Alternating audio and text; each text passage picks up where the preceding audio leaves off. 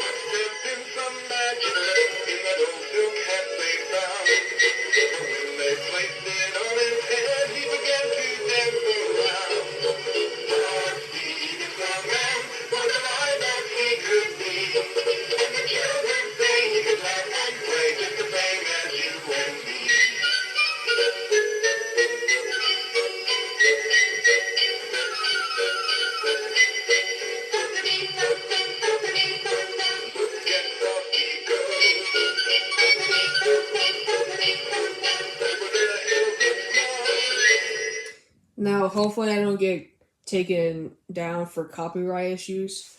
And hold up one second.